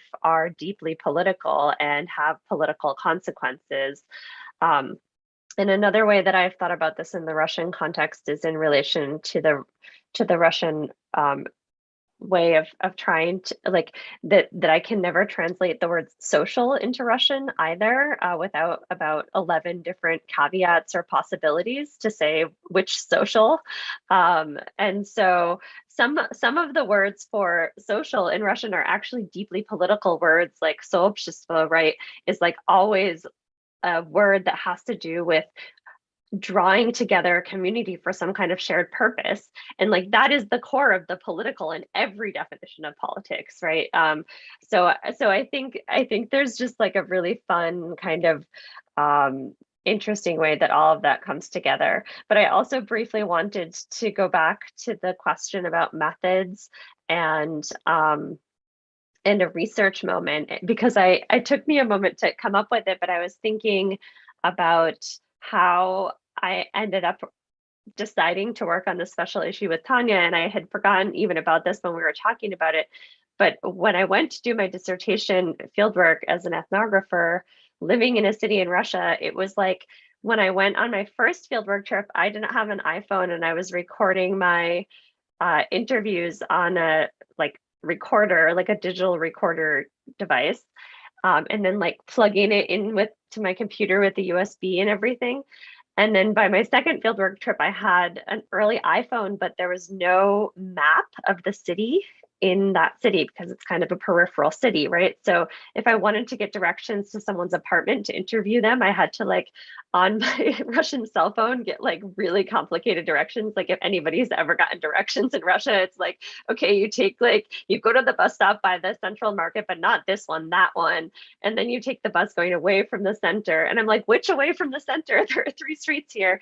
And then you have to get to the apartment block, and then you have to find the specific place. So it was always like a whole hassle. And then suddenly when I arrived for my like proper year of fieldwork, I had like a newer iPhone. I had Yandex Map, which is like the Google map of Russia, had mapped my city and I could find every apartment number and get directions to places.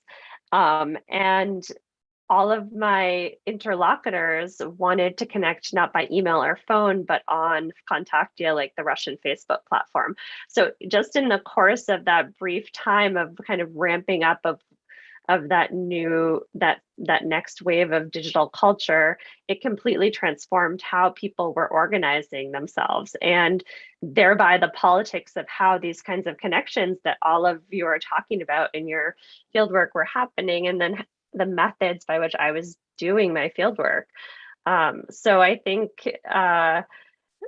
that's kind of my moment where I was like, oh, I guess I have to go home and read everything about the politics of digital life and social media cultures in order to understand what's going on here. Thanks, Cassandra. Very relatable. Okay, Philipa, I think you were next. Yeah, thank you. Yeah, also very relatable. I've never done fieldwork with mobile phone data, so I have always been that person going, yeah, but which courtyard, like the back one or the middle one, or where am I going? But anyway, yeah, I don't necessarily have an answer to the question about political, but I just wanted to kind of share with how I've experienced that tension, because that's definitely something that I really found in my work. And I think it's a really fertile area because, of course, distancing from being labeled as political, I was thinking is itself a political strategy, right? It shows a huge awareness of these power relationships and how you negotiate them and interact with them. And this isn't maybe something that encouraged me to continue researching, but it is one memorable moment of, because I was feeling this tension, I really started discussing it with participants, like, well, what is political? Do you feel political? Why not? What does that look like? And so on. And I remember one person, I said, well, you're doing this work for rights. Is that political? And she said, no, we don't throw eggs at anyone or like go out on the square. So we're not political.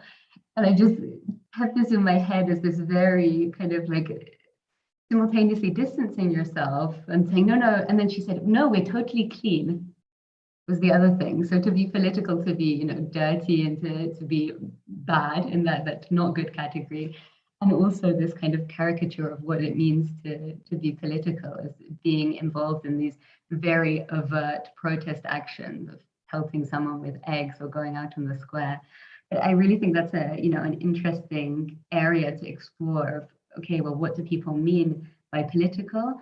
And then the other one that I found really linked to that is, what do they mean by rights? And which rights are politicized and which are depoliticized? And that goes back to what Cassandra just mentioned about social politics and social policies, and these kind of category of depoliticized rights that are almost, in my experience, sometimes not identified as rights, right? Because the word right has in itself been so politicized that often people say, oh, well, I'm not a rights protecting organization, because that itself might be kind of tarnished. So yeah, I think that's all from me. It's not really an answer, but just a further reflection. I really identified with that problem and tension. Thank you, Philipa. Clinton, do you want to add? So yeah, I guess I want to sort of address sort of the two questions on the table in terms of memorable or significant moment. My project is still very much in progress. And so I'm constantly learning from simple technical things such as YouTube videos don't always stay on YouTube, they disappear or people take them down and things like that, to backing up your computer, because I had a computer malfunction earlier this year and lost some data. But I think this idea of political is something that I think quite a lot about. So my background is not in sociology or anthropology. I'm actually an art historian. And a lot of what I look at is like the visual elements to these videos. And the question that I'm continually asking myself is, am I overemphasizing or giving importance to elements in these videos that are either incidental or unimportant? So there's two sort of like intertextual elements that one I pointed out in my short presentation, another one I point out in the article. So the first one was the image of Vitaly Milanov that he puts across sort of his body. And it's this interesting idea of like this image sort of erasing parts of the queer body, specifically the sexual parts of the queer body. And so I'm automatically drawn to that. And the other one is on the last slide where he's standing and he's speaking to the camera. There's a cardboard cutout behind him of Troye Sivan. And for people who don't know who Troye Sivan is, he's an Australian YouTuber slash actor slash singer who released his own coming out video in 2013, and it has almost 9 million views. And he's kind of a touchstone coming out video that sort of set the pattern for the way that lots of other people have structured the narratives of their videos. So talking about when they first knew, how they told their friends, their family, what their daily challenges are, how they feel about their sexuality and that sort of thing. And so I'm always going back to both those visual elements as well as the narrative elements of sort of the archetypical coming out video and thinking, am I sort of projecting these sort of characteristics or touchstones or important things or visual elements onto these videos and over imbuing them with importance? Or am I seeing things there that they actually meant to put in the shots? Because these videos, in essence, they're constructed.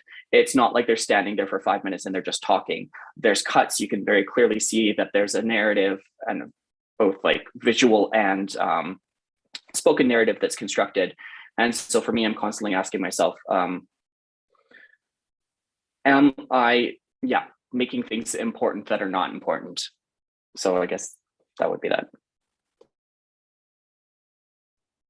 Thank you. That's a very interesting and new way for me to put this question, but I think it's a very helpful one too. Anybody else? Do you want to address any questions that have already been discussed, maybe not discussed enough, or maybe do you want to add to the ongoing conversation? Just maybe wanted to add like this little thing. I remember reading in Clinton's article, and he talks about like how ephemeral this YouTube ecosystem, especially in Russia, is right now. How actually I was thinking how special this special issue is in terms of methods and kind of all of us doing this digital ethnography, like encapsulating this period in time that, and as Cassandra said, is like drastically changes every day, and it probably maybe in a month it will be very, very different. So I just like wanted just to say that it's really, really amazing. It's been amazing reading the articles and just thinking, of the state of the digital world as it is right now, and how like thinking about the future, how it might be in the I don't know, in a month, in a year, and how those also social behaviors change through time. That also reminded me that I just wanted to make one small remark, which is that one of the really special things about doing this project with digital icons and then everyone who's contributed is that I can't imagine any other project I've done that has the richness of multimedia sort of pieces that go along with the text. We have the photo essays in Elisa's work. We have the YouTube videos that we can go down our YouTube rabbit holes from Clinton's piece, and Ella's amazing activist symbols. And then the actual music that we can listen to from Anya's piece. as well, plus the hashtag sort of campaigns that Philipa is talking about. And then, you know, I just love all of that. I think it's so great. And I almost want to make just like a little playlist where I'm not even living in the academic arguments that I've spent so much time like learning from all of you in developing these texts, but just actually spending some time with the media that you've worked with. Thank you, both Anya and Cassandra. We have one more question from the audience. It's a question from Uma Payne. And the question is, I'm curious if you all find that there is much reflection or concern in these various communities on the commercial side of the platform, platforms on which they form or formulate their collective identity. That is, how the infrastructure of various social media sites and apps commodify or profit from the attention, community, and identity. Anybody? Clinton? This is something that I've thought quite a lot about, specifically in the case of Svetsky, because he came to prominence as sort of like part of Hype Camp, which is essentially this idea of like creating the next influencer. And he didn't end up winning his season, but I think he came in the quarterfinals. And so a lot of his online presence was this idea of building up this like social media following, not just on YouTube, but also on Instagram and Contactia and stuff like that. And so I think this idea of like thinking about things in terms of a singular platform is interesting, but I don't think, and I sort of briefly mentioned this at the end of my article, and I don't necessarily want to go down this rabbit hole in my research, but platforms are kind of porous in that they're not ecosystems unto themselves, but things get shared cross-platform. And this is something that I think quite a lot about, is how these coming up videos on YouTube get shared on Facebook, get shared on Instagram, get shared on Contactia, or other social networks, or on Telegram, and what are the communities that are built up around those videos on those other platforms, be it positive or negative. And that's a larger question that I've been thinking about. I don't know if that answers that question, but. Yeah, I can add something that I think in my case, it's me myself who post on social media, and I might have like a more complicated point of view on that. But the use of social media is very intensive in the war zone. And during especially the active phases of war, it was very helpful. Like people would create these groups where they would exchange information about what they like, where they heard explosion, where the shell might have landed, where they can find, you know, place to charge their phones or to get water or things like that. And of course, they don't really think about this kind of global issues, about the evil Facebook or things like that.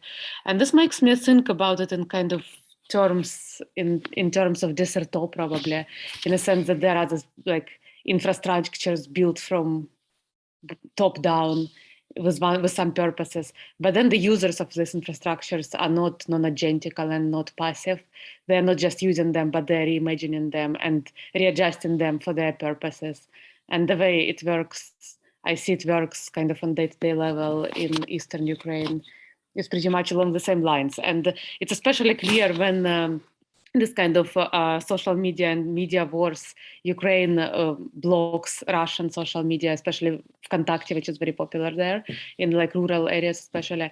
And no, and the self-proclaimed republics, they don't block anything, but Ukraine does block this Vkontakte, and then people, because it's like Russian propaganda and everything, which is true in many ways, but at the same time, people remain cut off their just sources of community and of knowing what's going on, and they just use VPNs, you know, to still access it.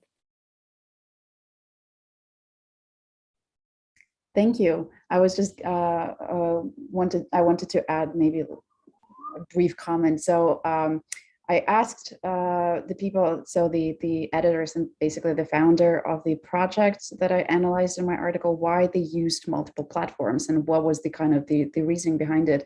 So they started as a group on Vkontakte, but then realized that because their user kind of the users who come to their group come from various countries from the post-Soviet mostly space. And a few users from Ukraine could not access the easily the content, so they traveled to Facebook. And then I asked if and then after that, because some people didn't want to access it on social media, they started creating a website. So something as completely separate from the kind of the social media landscape that they know. And it was very interesting to me to hear that they didn't ever express concern about how this platforms benefit from the hosting of these communities. Somehow this just never surfaced for the people I interviewed as a problem, as something that was at the forefront of their concern. Instead, what they prioritize, what their primary concern was with accessibility of this content to the broader audiences. And so this was kind of the spectrum of issues that arose in my research. We have one more question from the audience, but does anybody want to add anything about this question? I was just going to say briefly, and this may have changed since I did my fieldwork, but I think what Elisa pointed to, that when I was talking to interlocutors over chats and using social media for various projects in the field, the main concern was about government surveillance rather than capitalist enrichment of Mark Zuckerberg, right? That conversation really wasn't a part of the popular discourse in the Russophone media, and maybe it's changed recently. I think I've seen a few articles about Zuckerberg being called to Congress in the Russian press, but I don't think, I don't know, I'm curious, people who are on the ground now doing fieldwork, what is happening with that? So interesting idea and question. Thanks, Cassandra. Anybody wants to respond? We're a bit over time, so I'm going to pose one last question from the audience, and the question is how has TikTok affected the ecosystem? Clinton?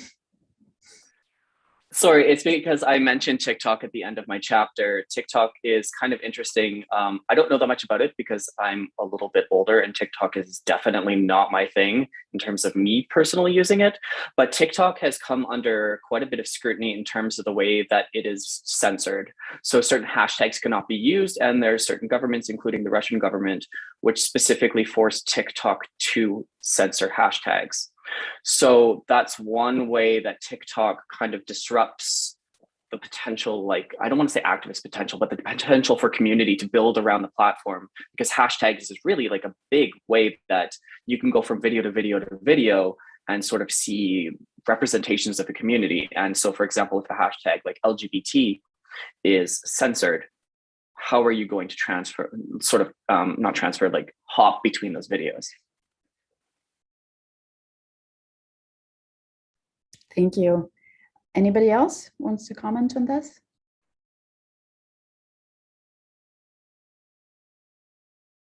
No TikTok presence in your research?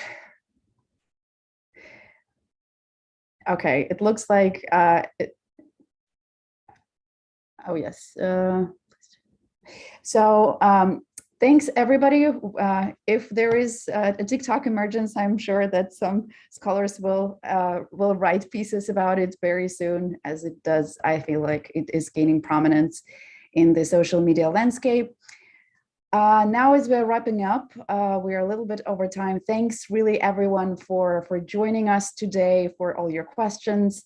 Thanks to the authors, thanks to the co-editors for joining this event, as well as for making this issue happen, a special issue happen. I'm really excited to have it out in the world and have it out in the world as open access.